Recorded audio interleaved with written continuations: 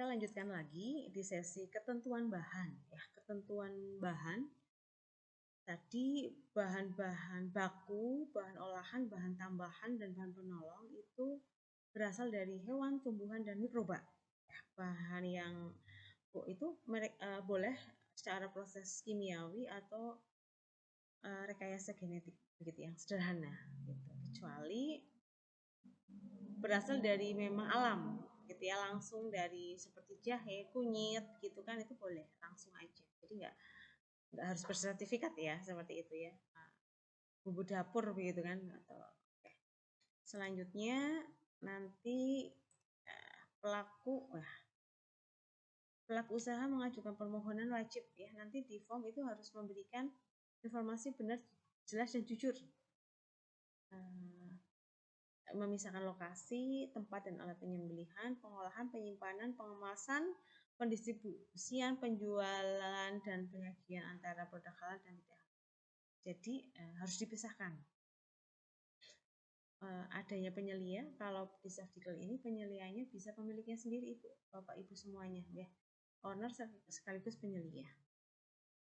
Kemudian ketika Bapak Ibu ada perubahan komposisi itu wajib melaporkan. Ya, seperti itu. Selanjutnya proses produk halal itu adalah rangkaian kegiatan untuk menjamin kehalalan produk, menyangkut penyediaan bahan, pengolahan, penyimpanan, pengemasan, pendistribusian, dan penjualan dan penyajian produk. Ya, tadi hampir sama penjelasannya. Jadi untuk teknologi ketentuan untuk Safdiklat ini menggunakan peralatan produksi dengan teknologi yang sederhana, dilakukan secara manual atau semi manual. Ya, usaha rumahan ya, pakai mixer, blender, oven itu boleh. Kemudian tidak menggunakan teknik iradiasi, rekayasa genetik, ozonisasi, seperti itu. Terus kemudian kita harus tahu tentang proses haram ya. Haram adalah sesuatu yang dilarang dan tidak sesuai dengan syariat Islam. Dan orang yang menentangnya akan berhadapan dengan siksaan Allah di akhirat, bahkan terkadang juga terancam sanksi syariat di dunia. Itu dalam Al-Baqarah ayat 173 ya. Tentang khamar itu juga ada di Al-Baqarah 219. Apa saja gitu ya. Pengecualian gitu ya, pengecualian semua hewan yang berasal dari laut atau hidup di air laut dan halal walaupun tidak disembelih. Nah, yang namanya ikan ini kan mati nggak disembelih ya Bu ya. Nah, itu boleh. Jadi produk Bapak Ibu semuanya yang berbahan ikan itu boleh sekali didaftarkan semuanya, begitu ya.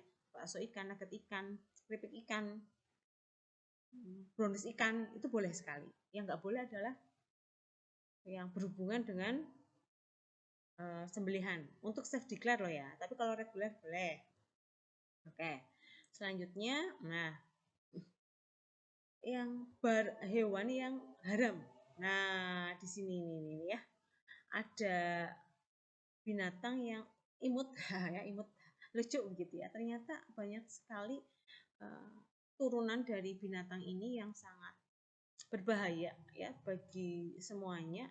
Jadi hati-hati juga, binatang ini tuh bisa multifungsi, dia bisa apa aja itu bisa dimanfaatkan. Nah, ini Bapak Ibu, kalau salah satunya dalam industri makanan itu pada penggunaan kuas ya. Kuas, hati-hati nih Bapak Ibu, kalau jenengan punya kuas di rumah itu harus dicek nih Bu.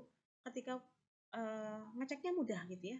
Ketika Ibu masak ya, jenengan bingung nih, ini kuas sintetis atau bulu gitu ya, bulu dari binatang yang diharamkan, babi gitu kan, seperti itu. Coba Bapak Ibu semua itu dibakar dikit ya. Ketika baunya itu kayak rambut, kayak amis gitu kan ya, lah itu berarti dari bulu binatang. Itu diganti, nggak boleh, kita pakai yang sintetis aja, yang plastik begitu ya. Oke. Terus kemudian tadi penyebab haram itu najis, kotoran yang menjijikan, berbahaya, memabukkan, binatang buas, ada dalil yang melarang. Nah, ini kadang yang tanpa kita sadari ya Bu, kalau Bapak Ibu menggunakan telur, telur itu kan menyehatkan, tapi kalau tidak kita bisa merawatnya dengan baik ya, maksudnya mengolahnya dengan baik itu bisa menjadi najis. Ya, ketika Bapak Ibu beli telur mau masak ya ternyata masih ada kotoran-kotorannya ya. Kalau kita nggak mencucinya, lah itu bisa makanannya kena serpihannya itu bisa najis gitu. Ya, makanya ketika Bapak Ibu memproduksi sebaiknya dicuci dulu ya, dicuci dulu, dibersihkan, kering, baru dibuka begitu. Bahkan kalaupun kita produksi pribadi pun begitu, membuat telur ceplok gitu ya, terus cuci dulu, baru dilap, baru diceplok kayak gitu ya. Nah, sama kalau di roti. Jadi begitu, hal yang sepele tapi juga harus kita perhatikan. Selanjutnya produk yang tidak dapat disertai halal ya mengandung simbol-simbol kekufuran, kemaksiatan, menggunakan nama benda hewan yang diharamkan, kemudian menggunakan kemasan bergambar babi dan anjing, memiliki rasa atau unsur hewan dan yang diharamkan, baru menggunakan kemasan berbentuk atau bergambar erotis dan porno.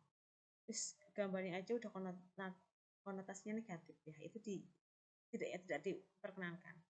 Harus diganti gitu kalau mau diajukan ya harus diganti. Kemudian lah nanti ini terkait sama akun si halal ya. Nanti ya ini sekilas ya. Nanti kita akan masuk sini Bu. Semua berkas yang Ibu isi nanti akan kita input ke sini. Nah, jadi Bapak Ibu nggak usah bingung ya. Nanti bagian kami PPH yang akan membantu. Kalau jenengan bisa, alhamdulillah baik sekali Bu. Jadi mengurangi beban kami ya seperti itu. Jadi semakin meringankan dari kami, mempercepat juga. Tapi kalau jenengan bingung, email aja bingung gitu ya Bu. Nah, serahkan kepada kami. Insya Allah nanti kami dari HCCM, Halas Center Cendekia Muslim Kabupaten Cilacap siap membantu. Oke, begitu ya Ibu semuanya. Untuk terkait sama proses inputnya, nanti akan kita bantu semua. Demikian tadi sosialisasi dari kami, semoga nanti bisa bermanfaat buat Bapak Ibu semuanya.